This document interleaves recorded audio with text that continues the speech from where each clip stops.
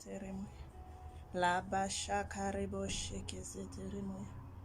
Robo shaka zoto roboya kazoto roboya. Laba sheke zeteremoya. Lebe sheke zeteremoko zoto roboya. Mazoko orobo shaka raraya. Mazoto roboya. Father, we welcome you. Holy Spirit, we welcome you. Be the teacher in today's sermon. Be the teacher. Teach us, Holy Spirit. Help us in the mighty name of Jesus.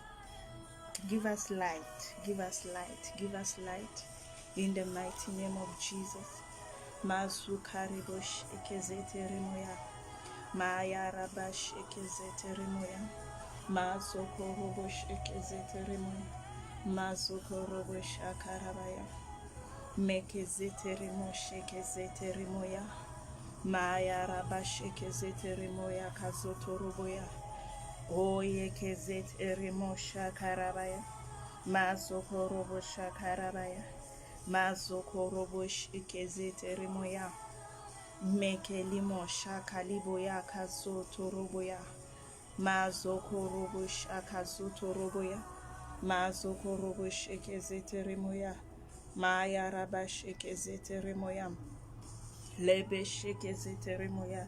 You are worthy, Lord. You are holy. There is no one like you. Labash ekezete remoya. Mazokorobosh akarabaya. Labash ekezete remoya. Mazokorobosh ekezete remoya. Mazokorobosh ekezete remoya. Labaya kazoto robosh ekezete remoya. Lebe shekezete remoya. Mazukalimo shekezete remoya. Mazokoroboya. Oh, we worship you, Master. We worship. We worship. Lebe shekezete remoya. Mazukaraba shekezete remoya. Lebe shekezete remoya. Laba shaka zotoroboya. Mazokoroboya kezete remoya. Mekezete remoya kazotoroboya. We worship you, Jesus. In the mighty name of Jesus. Amen. You are welcome. You are welcome in today's meeting. I greet you in the mighty name of Jesus. I greet you in the name of Jesus. You are blessed. I'm happy to have you here today. We are still continuing on salvation. Hallelujah. Last week we touched the benefits of salvation. So I'll just do a recap on that. We spoke about the Holy Spirit, that the Holy Spirit is for the church. Jesus is the world, but the Holy Spirit is for the church. We spoke about the name of Jesus, that we've been given a name to use when we want to make request or when we want to command anything in the Spirit. And again, we've touched faith, that each and every one of us, when we give our lives to Christ, we are given a certain measure of faith. We've also touched the Word of God as our manual for living in this new kingdom. Hallelujah. That everything, even your salvation, began with the Word of God. You received the Word of God and then you yielded your life to Christ. And we spoke about the shepherd. The great shepherd, the good shepherd is Jesus. And he also assigned shepherds here on this earth that will represent him, to guide us. He said, the Lord is my shepherd, I shall not want. He leads me. So we need leaders. Those are our shepherds. We also touched on that it's very important to be part of a Christian fellowship or church, or you can call it a gathering where there's a leader. Hallelujah. Amen. So today we are going to touch on why did God save you? What was the agenda of God for his people for saving you? Yes, there's more to salvation. But until you understand God's agenda behind or for salvation, you might be saved and then you escape hell. just say, I'm born again, and not walk in the will of God for your life. He says in his word that I know the plans that I have for you, plans to prosper you. But he can't prosper you until you are safe. It is when you are safe, you have to discover his will, his plan for your life. So, I've discovered there are more, but a few of reasons for salvation. Why did God save you? Hallelujah. John 3:16. He saved you because he loves you. John 3:16, it says, for God so loved the world that he gave his only begotten Son, that whosoever believes in him shall not perish, but have everlasting life. Another version says eternal life. Hallelujah. So God saved you because he loves you. He doesn't want you to perish. Amen. Perishing begins here on earth. It's not after death. It begins here. Sicknesses, suffering, toiling, not having peace, all those things that, unemployment, being unable to take care of yourself or your loved ones, just being helpless. Amen. That is what we call perishing. You will perish because it will bring stress. Nowadays, the enemy is just using depression and anxiety to kill people.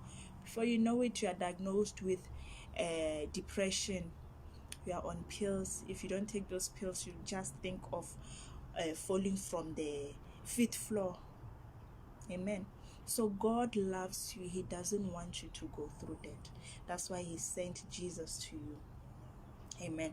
Can we also open 1 John 4?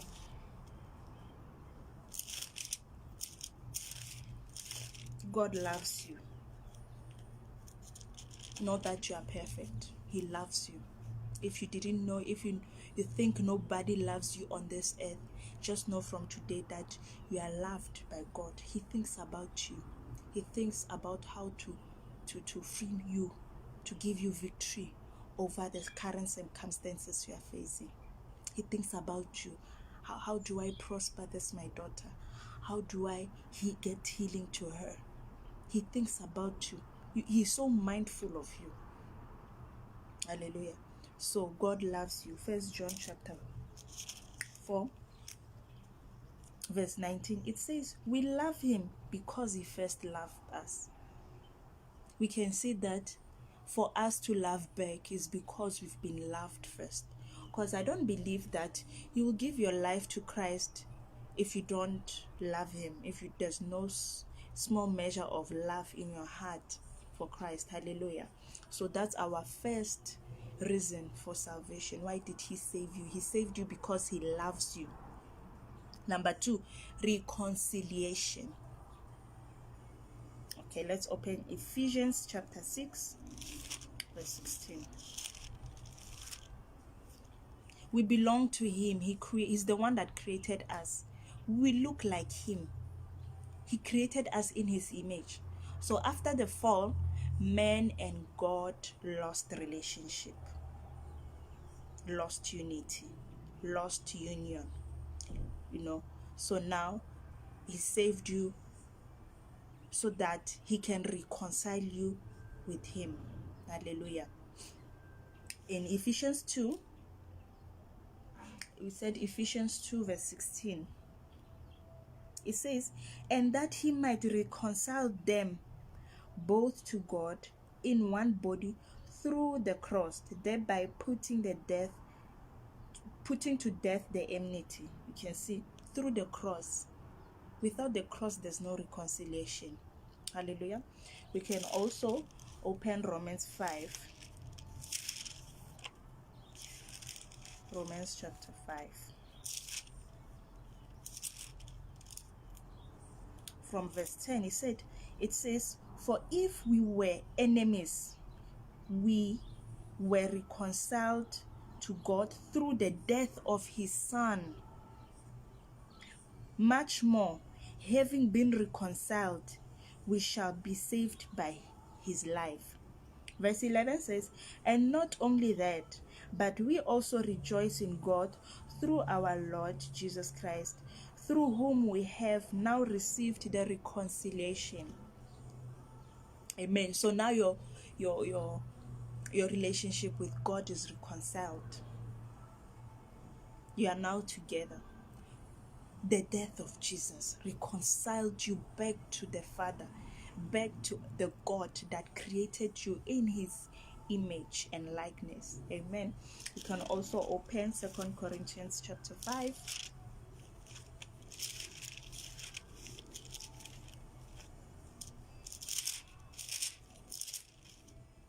2 Corinthians chapter 5, verse 19. It says, that is, that God was in Christ reconciling the world to himself, not imputing their trespasses to them, and has committed to us the word of reconciliation. Amen. Again, his son. Remember his son, we've received Jesus as our personal Lord and Savior. Now we are reconciled with the Father. Amen. So we can see now the second reason that we've identified is reconciliation. Amen. The third reason is fellowship.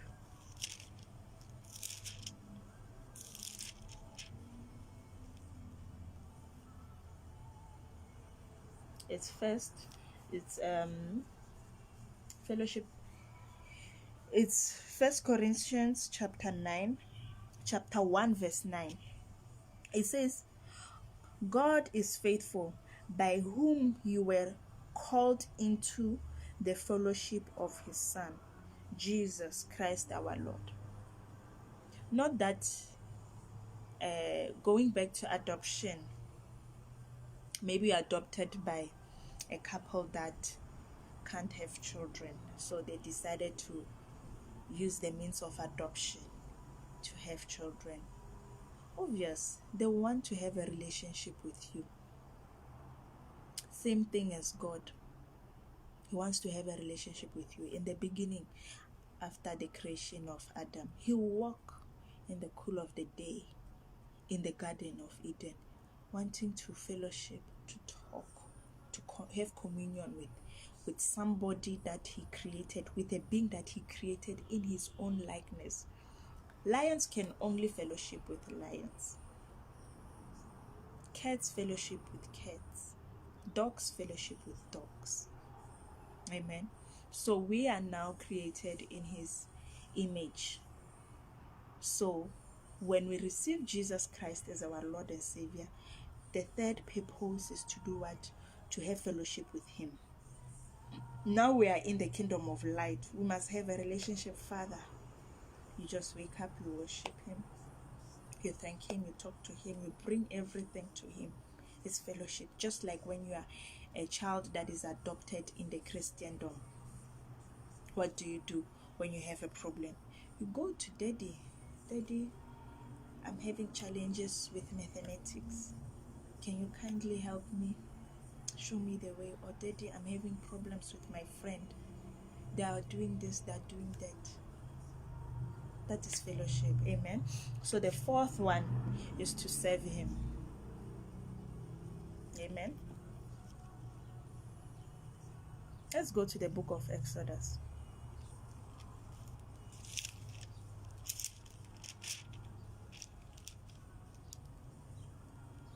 In Exodus chapter 8 verse 1, the children of the Israelites, they were slaves. They were slaves in the land of Egypt. So God has heard their crying, their tears. He has seen their tears, that they are suffering. They needed to be saved from the hand of their master Pharaoh. So he sent Moses. The reason he wanted to free them is that they might serve him. Amen. Exodus 8 verse 1, it says, and the Lord God spoke to Moses, go to Pharaoh and say to him, That says the Lord, let my people go, that they may serve me. Let my people go, that they may serve me. Same thing in chapter 9, Exodus chapter 9, verse 1. Then the Lord said to Moses, go into Pharaoh and tell him, thus says the Lord God of the Hebrews, let my people go, that they may serve me. So we can now say, God redeems you, saves you from the kingdom of darkness, that you can serve him. Hallelujah. You must serve God. Okay, let's continue. The fifth one that we've discovered, we've also touched it, that the blessing of Abraham might come to you in Galatians 3. There's something that he has given to Abraham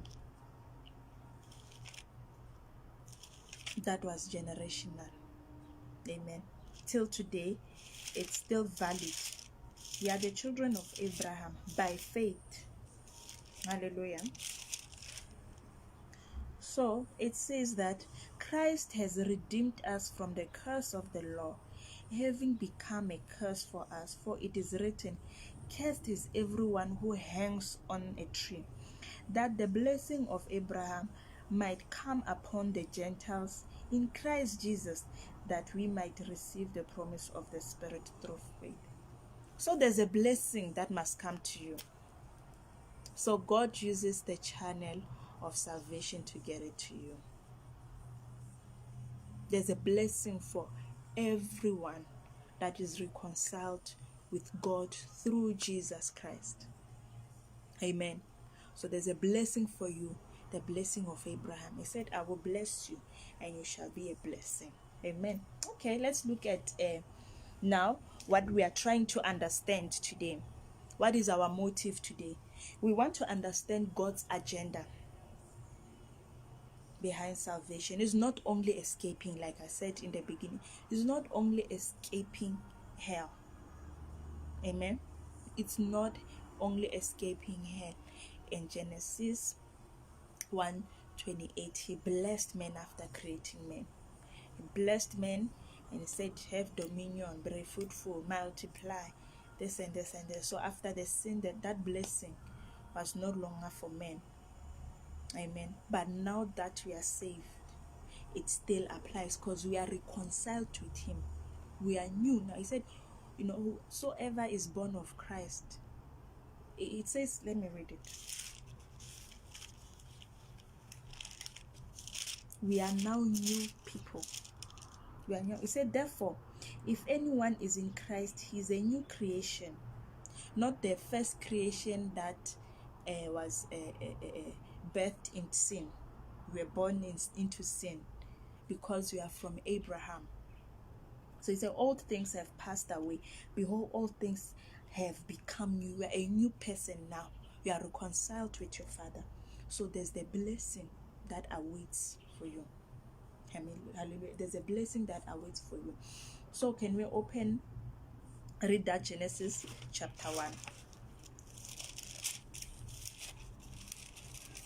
from verse 28. Then God said, let us make men in our image, according to our likeness. Let them have dominion over the fish of the sea, over the birds of the air, and over the cattle, over all the earth, and over every creeping thing that creeps on the earth. So God created man in his own image. In the image of God he created him, male and female. So both male and female were created in his image. He created them. Then God blessed them, and God said to them, be fruitful and multiply, fill the earth and subdue it, have dominion over the fishes of the sea, over the birds of the air, and over every living thing that moves on the earth. Hallelujah. So now we can see that this is what we should be here on earth. We were created for this. God has created us to have dominion, to multiply, but we can't do it outside his kingdom, because the kingdom of darkness is the opposite of the kingdom of light. You cannot prosper in the kingdom of darkness. When you do, just know it comes with a price. It includes suffering, it includes problems, it includes death. That's why you find people doing rituals, many rituals, because they want to be rich, they want to prosper. Today, their God will say chicken, next year goat, next year cow, next year 10 cows, next year I want a life. I want a human blood, not animal blood now. Amen. So we can only prosper, multiply in the kingdom of light. Hallelujah. Let's take a look at Abraham. Abraham in Genesis chapter 12. When God called Abraham, he had an agenda behind it. He says in Genesis 12, now the Lord had said to Abraham, get out of your country, from your family, and from your father's house, to a land that I will show you. I will make you a great nation. I will bless you and make your name great, and you shall be a blessing. I will bless those who bless you, and I will curse him who curse you. And in you all families of the earth shall be blessed. God called him to make him. God saved you to make you.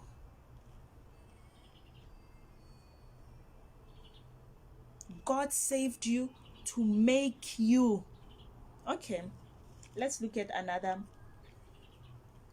example in Mark 1:16, when Jesus met Simon Peter.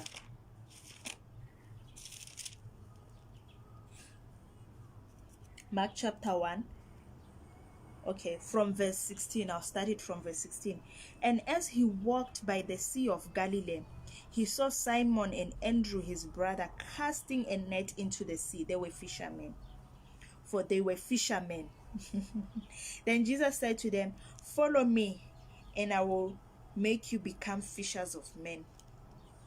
They were fishers of fishes. They were fishing fishes. But now I will make you fisher of men. Say, follow me. He called them. Leave that you're fishing. Leave your boat. Come here. Follow me. Do as I tell you. And you will become what? Fishers of men. Amen. So there's a purpose for God calling him. For Abraham, it was that he will make him a great nation. It says, through you shall all the families of the earth be blessed. That was his own purpose. Amen. There was a purpose for God. There was a purpose for God to call Abraham out of his country, out of his kind, out of his father's house. Hallelujah. Let's also look at Saul in Acts chapter 9.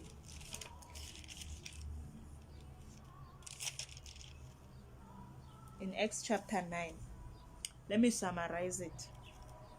Okay, he was on his way to persecute the church of God, those that are preaching in the name of Jesus and all that. So he met Jesus on his way to Damascus. He met Jesus. He said, Saul, Saul, why are you persecuting me? Saul, why are you persecuting me? And then he said, who are you, Lord? Who are you, Lord? He already identified him as Lord, but which Lord? Who are you, Lord? He says, I am Jesus whom you persecute. It is hard for you to kick against the gods. Amen. So he told him, he was blind, he couldn't see. He told him, go to the street called Straight. You'll meet Ananias, who will pray for you so that you can receive your sight. So Ananias knew that this is Paul, the Paul that wanted to kill us and was killing. He's our persecutor. Lord, why? Why Paul? He's been killing the church. He's been killing Christians. Why should I pray for Paul for his eyes to open? Amen. In verse 15, Acts chapter 9, verse 15, he says, "But the Lord said to him," Ananias, he was answering him, "Go, for he is a chosen vessel of mine to bear my name before Gentiles, kings, and the children of Israel. For I will show him how many things he must suffer for my name's sake." He was chosen. So Jesus appeared to Paul because he was chosen. He didn't appear to him after being saved. No. He appeared to him when he was still in darkness. Why? He's chosen. The drive he had to work, to kill the people because he was on that side. The same drive he would use on my kingdom, in the kingdom of light. He said he's chosen. He's chosen. He's a chosen vessel to bear my name before the Gentiles, kings, and the children of Abraham, the children of Israel, rather. So, God saved you because he chose you. For a purpose. He saved you for a purpose. He wants to make you that thing that he has created you to be. You are created already, but he wants to make you, he wants to reform you. He wants to reform you. He wants to make you from where you are now. He wants to recreate you again. Hallelujah. So, how does God do that? Just because you are saved today, and then let's say you have a calling to be a prophet, just like Jeremiah. He said, "I knew thee before you were even formed, before in the womb of your mother, I ordained you a prophet." Not that after they gave birth to Jeremiah, who was a prophet, who was prophesying. No, there's a journey. There's a journey that you must go through. So he arranges people around you. He uses people around you to make you. All the areas of your life, there's a reward for every area that you succeed in. We have family. We have family, your home. If you are not married, your family is your mother, your father, your brothers and sisters. The number one people God has positioned in your life to make you, using them, is your family. Remember, you are from the kingdom of darkness. Okay, the children of Israelite, after being saved, what happened to them? God didn't use a short route to get them to the promised land. He used the long one because he could see that their minds are corrupted. They are used to slavery. They are used to hardship. They are used to working for something before they get anything. They must work. They must be pushed. They must be beaten. They must be punished before they can get anything. He said, I will use the wilderness to make them.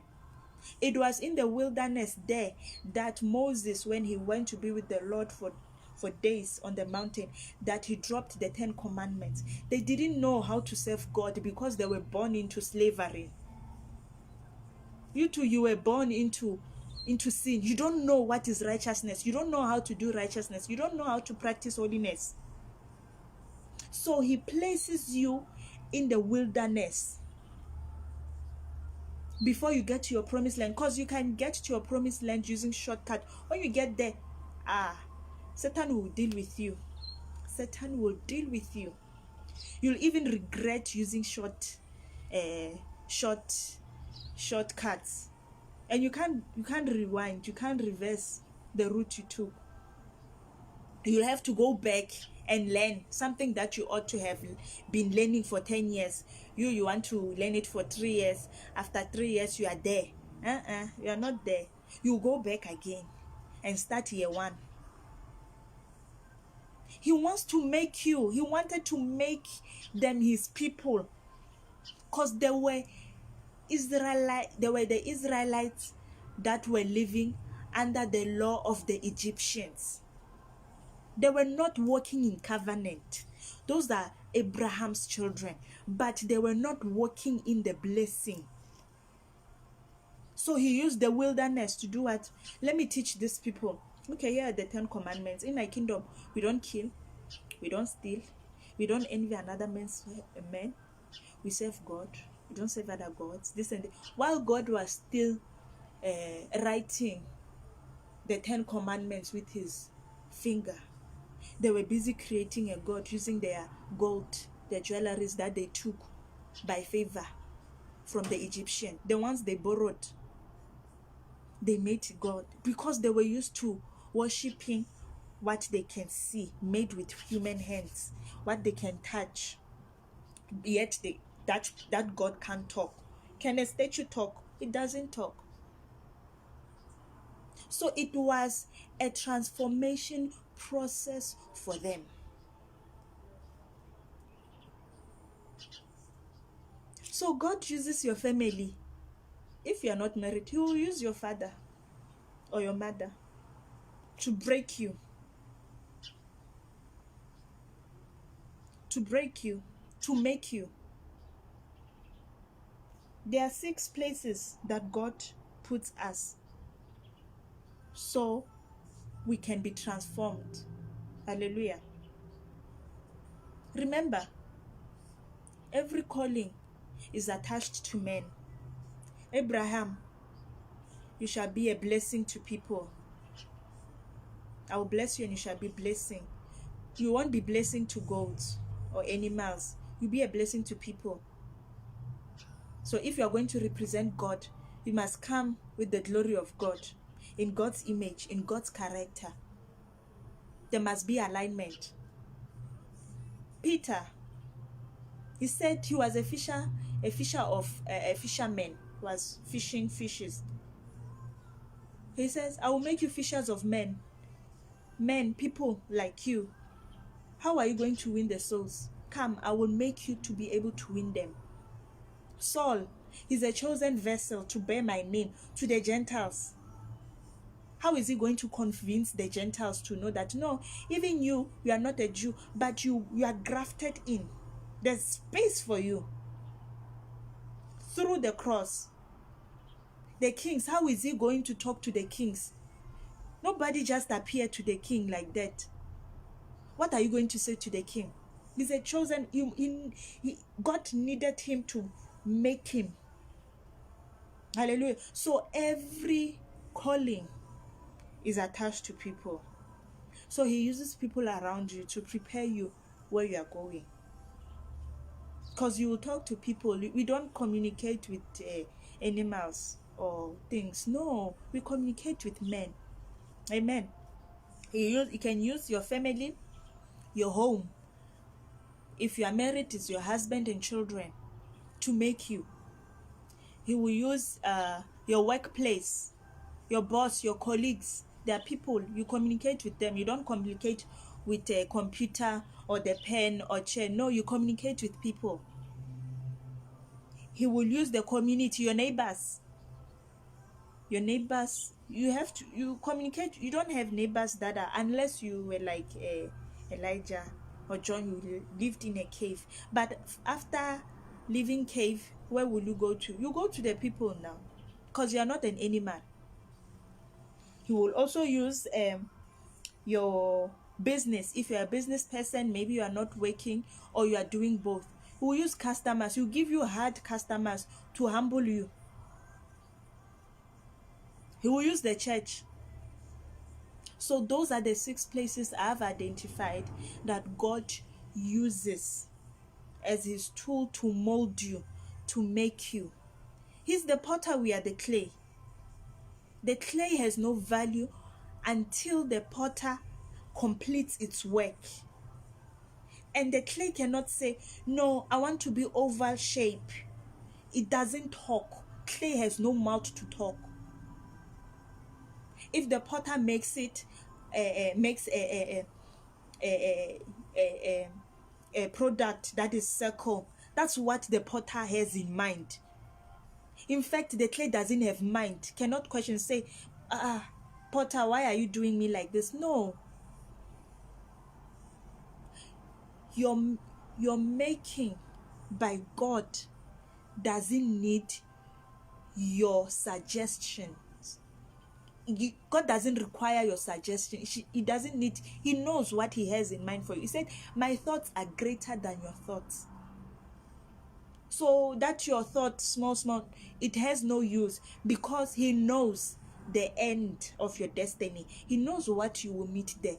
So let him make you. Number one thing we have to do, discover the will of God in all these areas of your life.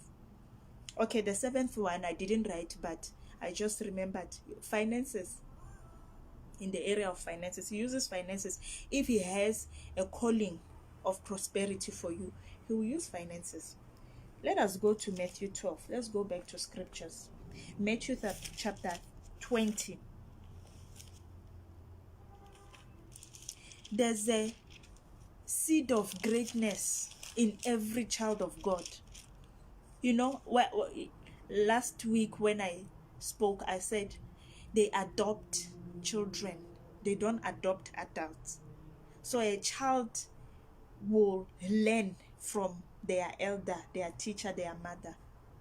They learn from the adult one, the aged ones.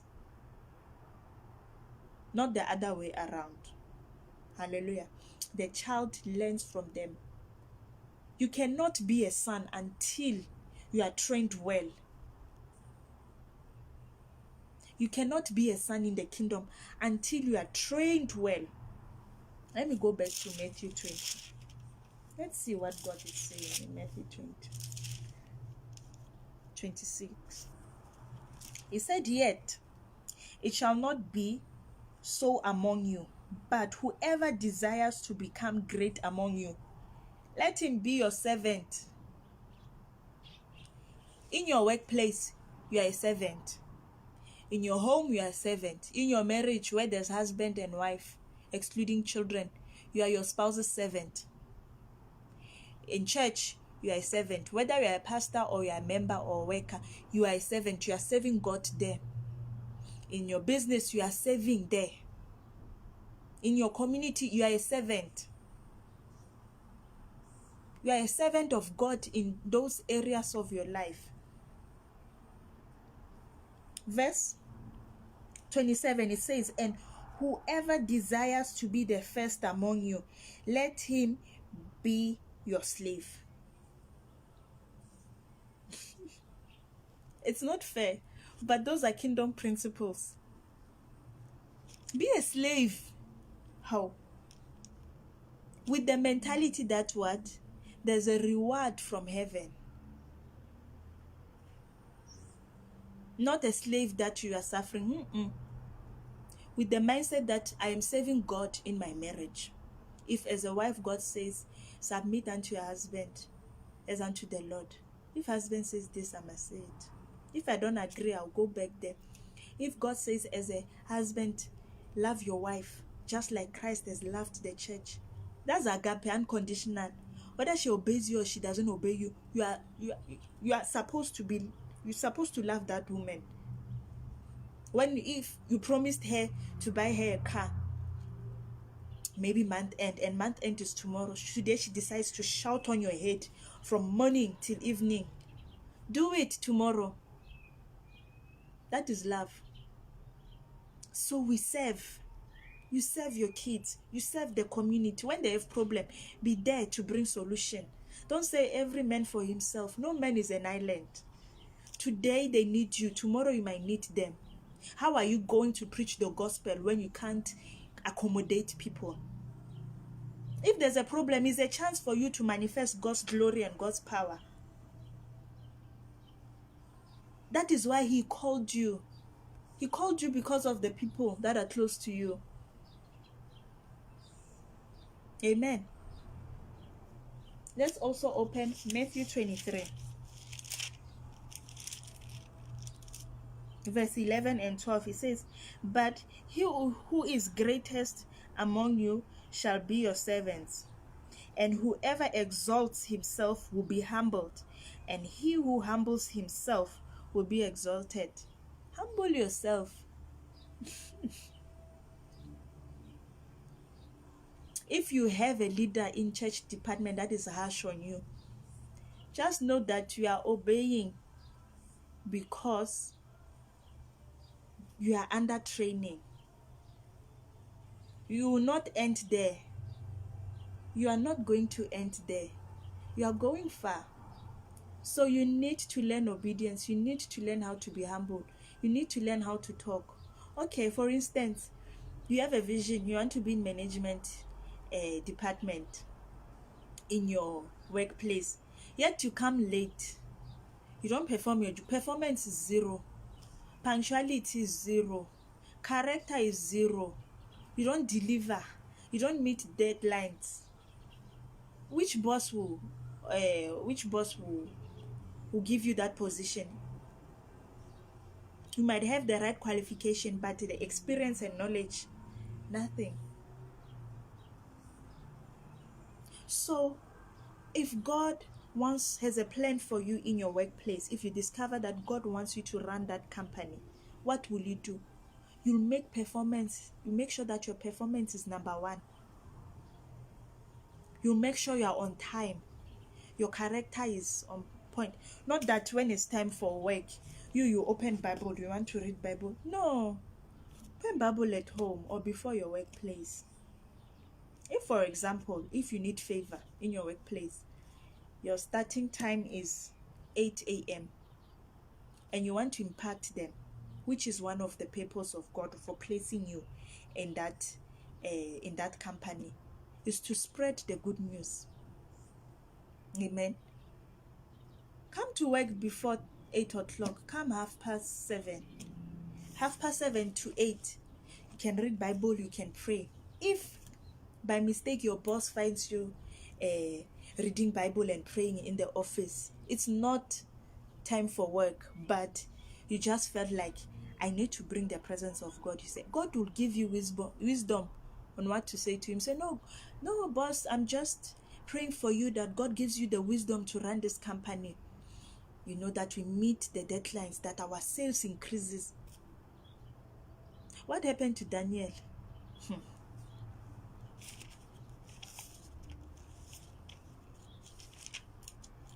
Let us go to the book of Daniel. If you think that God gave you a job so you can have salary, you've lost it. Just know that you've lost it. You are lost. It's not because of salary. There's a plan of God for you in that area. And it is you who must fulfill it. You don't want to be replaced.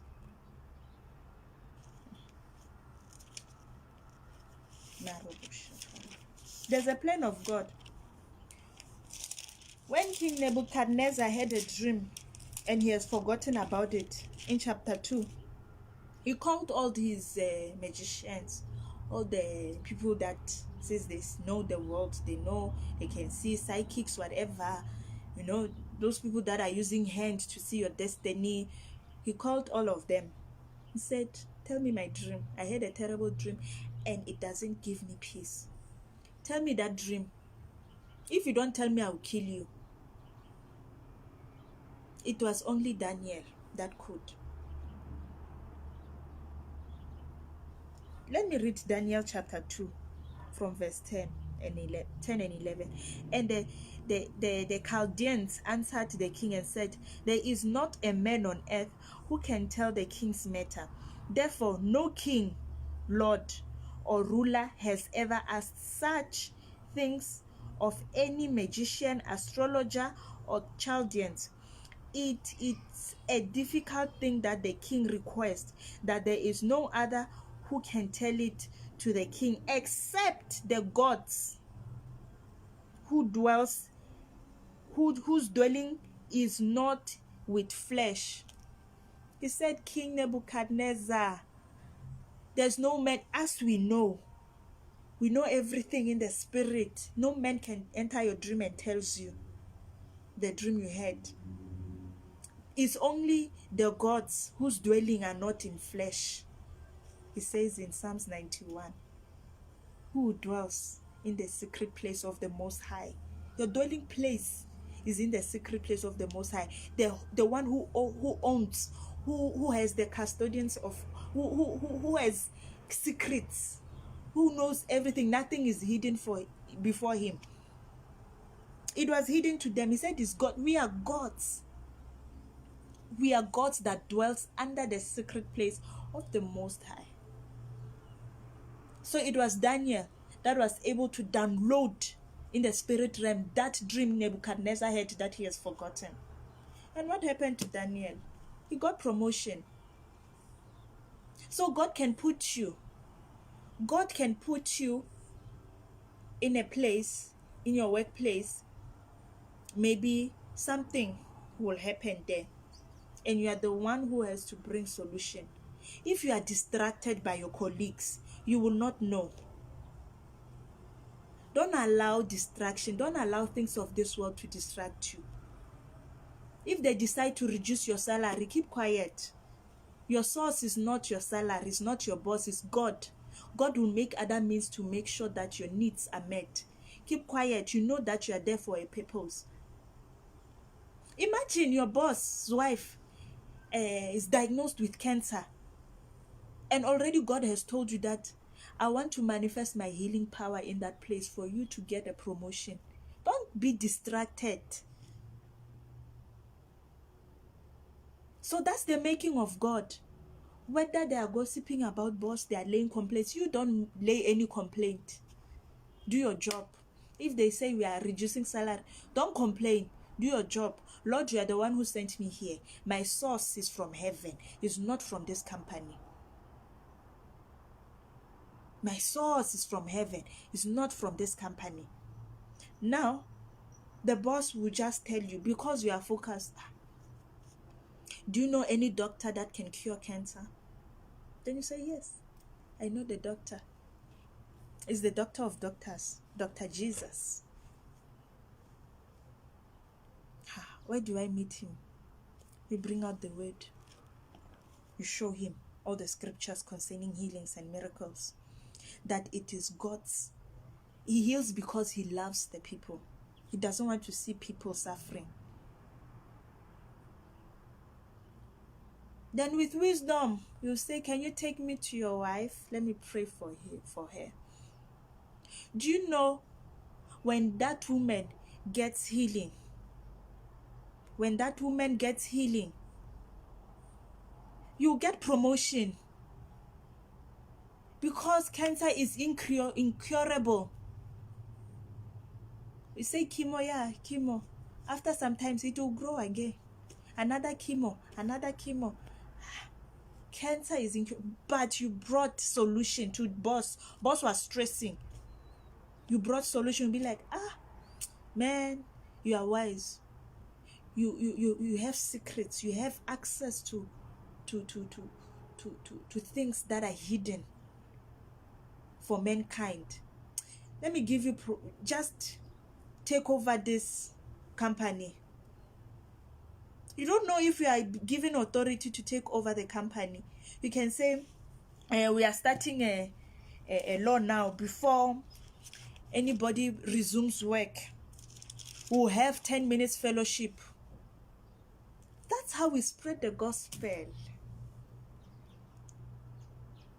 That's how we spread the gospel. It's the making of God. He wants to make you. You know, you are God's tool. You are God's weapon. You are a weapon and a tool in the hand of God. If God wants to make things right, fix things, he uses tools. It is you that he wants to use to correct things. If he wants to destroy the works of the kingdom of God, it is you who he will use as a weapon to destroy. So his plan is to use you. Okay. Let us open Philippians 2.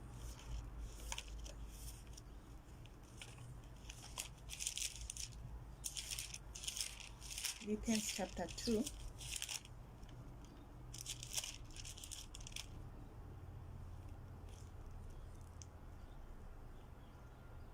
Verses 12 and 13.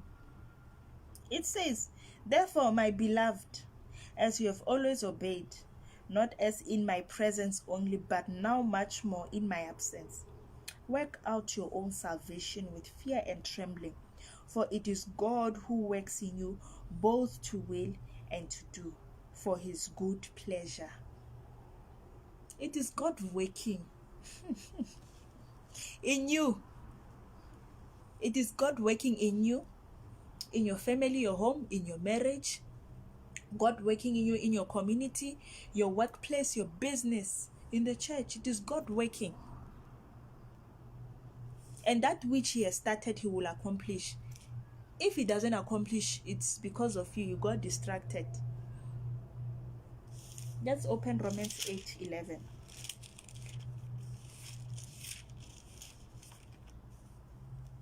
Romans 8, verse 18 and 19.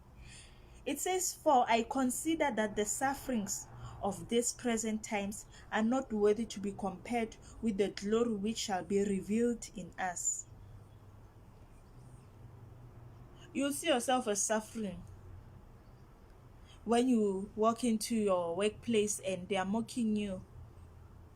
The mockery of men is the making of God. Don't look back and want to answer. It's distraction. Go forward.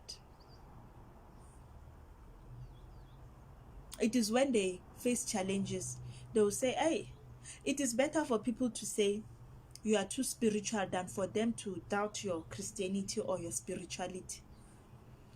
Because when they have problem, it is you they'll come to. When people have problem, they know how to run to church. They know how to run to church, to pastors. So you might be the pastor in that place. It's an opportunity for you to do it, to spread the gospel and win another soul, because you too, you were won over to the kingdom of God. Verse 19 says, "For the earnest expectation of the creation eagerly waits for the revealing of the sons of God." You see, after being a child, you become a son when you walk in obedience, when you discover the plan of God for your life. When you discover the plan of God in your life, when you walk in obedience, when you walk with God, he's making you to be a son. He wants to entrust you with some things, some spiritual things. But he has to try you first. Let's go to 1 Peter chapter 5.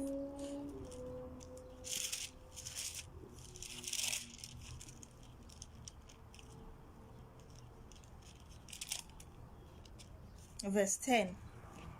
He says, "But may the God of all grace, who called us," you see, it's a calling, we are going back. He didn't only save you, he called you. "Who called us to his eternal glory by Jesus Christ, after you have suffered a while, he will perfect you, establish you, strengthen you, and settle you." There's a realm God wants you to enter. That's the realm of glory. Until you pass in your home, until you pass in your marriage, until you pass in the community, the church, business, your workplace, there you cannot enter a certain realm. You must excel in all. It is possible. Believe me, it's possible to excel in all areas of your life. See, Paul was a chosen vessel. Paul was a chosen vessel to the Gentiles, the kings, the Israelites. And he did excel in all three. God wants you to manifest his glory, to manifest your sonship in all these 6 areas of your life. There's what we call wavering in the university. If maybe you are in your third year and there's one subject you don't want to do, it's difficult, they will waiver it for you. But the danger is that after graduation, you'll not get a job. You go and work, and you are supposed to do something, and the findings, the solution is in that subject that you waived. You know they will send you back.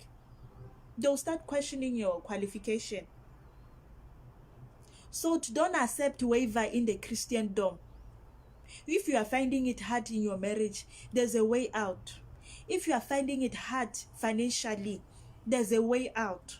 If you are finding it hard with your children, there's a way out. In your job, you are struggling, there's a way out. There's a reason why God placed you there. There are promotions in every area. Promotions.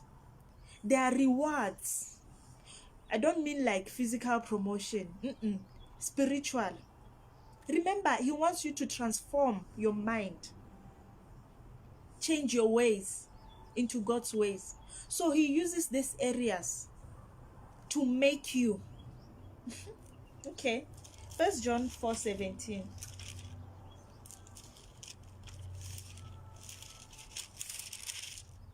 1 John 17, it says, love has been perfected among us in this, that we may have boldness in the day of judgment, because as he is, so are we in this world. Imagine appearing to God, and God said, I had a plan for you in Sanlam,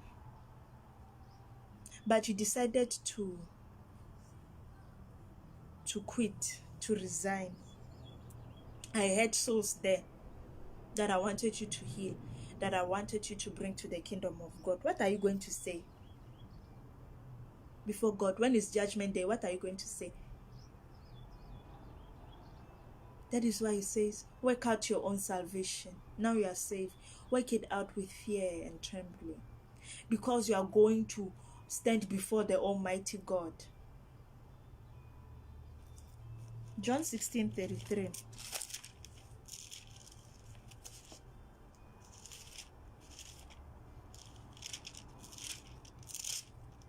Just because you're in Christ, don't think you won't have issues. It says, these things I have spoken to you, that in me you may have peace. In the world you will have tribulations. But be of good cheer. I have overcome the world. There's nothing new under the sun. If you are facing problem with your boss, you are not the first under the sun to face problem. God will show you a way out. 1 John 5 verse 4.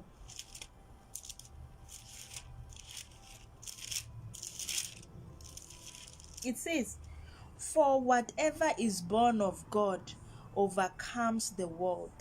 And this is the victory that has overcome the world, our faith.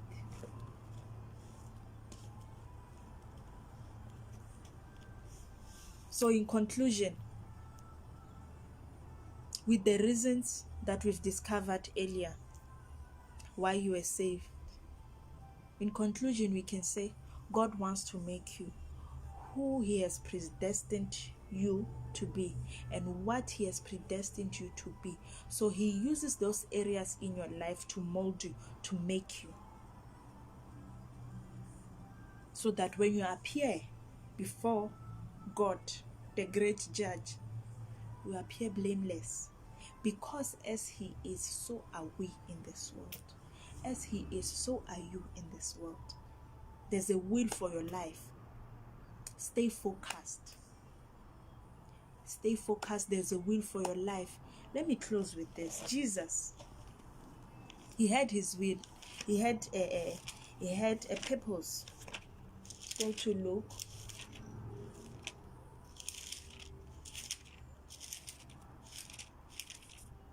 Jesus said, if it is possible, let this pass me. Nevertheless, let your will be done and not mine.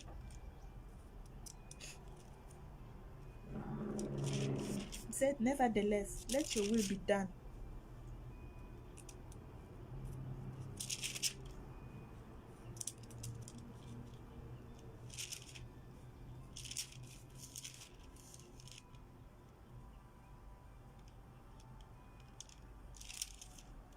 Hallelujah.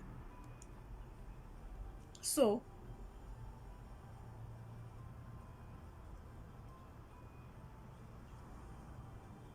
God wants you to fulfill His purpose here on earth. He has a will for you. Don't allow the situations you are going through distract, delay the making of God in you. It is possible to overcome everything in every area of your life because there's a glory that awaits for you. There's a glory that awaits for you. I want us now to pray. I want us to pray now that God will help us fulfill our destiny. Father, in the name of Jesus, we come before you. You said in your word, be anxious for nothing, but through prayer and thanksgiving, make your request known unto God. Lord, we pray that you help us manifest our sonship in this world. You help us yield to your making. Your making. Make us who you have called us to be. Give us the grace to stay, to endure, to persevere, and to pass all the tests you bring in every area of our lives. In the mighty name of Jesus. Amen and amen. Thank you for watching. Please watch it over and over. The scriptures, go through the scriptures. Now go back and ask God, what is the purpose for me to be married to this man? What is the purpose you have for this home, for the children? What is the purpose for me serving in this church? What is the purpose for me to work in this company? What is your mind concerning my community? You can't stay in a community whereby sin is just abounding and abounding, is just increasing. You are there to reduce it through prayer. You are a tool, you are a weapon in the hand of God. Be usable by God. In the name of Jesus. Thank you very much for watching. Till we meet again next week, Tuesday by 2 p.m. Amen. You are blessed.